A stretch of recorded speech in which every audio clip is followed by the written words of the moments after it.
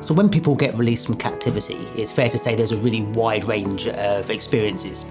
So some people notice that straight away they're feeling rather elated or happy, unsurprisingly.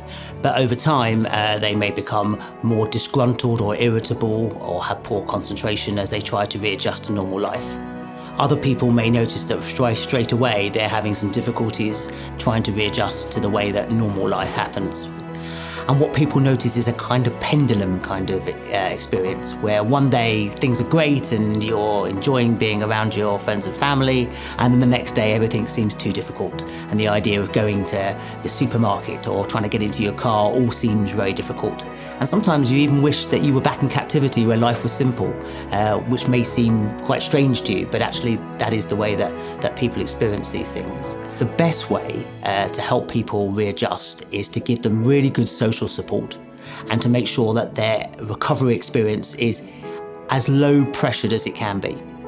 So it means that actually in the first instance, we don't want to be referring people to see psychiatrists and psychologists and counsellors for treatment, because actually most people will do okay.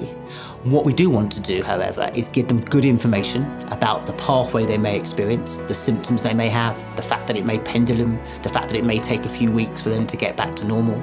So if they're not sleeping at week 2, it doesn't mean they're crazy and mad and never going to get better. It may be perfectly normal. But if they're not sleeping at month 3, that's an indicator that they need to come and get help. So the early period is what's called watchful waiting, keeping an eye on people, making sure that they're progressing steadily and improving over time. And what we know is that whatever the sorts of experiences are that people have, that over usually the first 4 to 6 weeks, most of those unhelpful symptoms tend to dissipate and go away. And then what you're left with at that point is memories and thoughts and sometimes dreams about what's happened to you, and you're getting on with your normal life. Now, it's fair to say that for a small minority of people who get released from captivity, these symptoms don't go away. And so at 4 to 6 and 8 and 10 and 12 weeks, things either begin to get worse or at least remain pretty difficult. And it's this group of people who may well have developed conditions such as post-traumatic stress disorder, PTSD, or depression. And the key thing is at that point, if things aren't getting better or if they're getting worse, is to try and seek some professional help.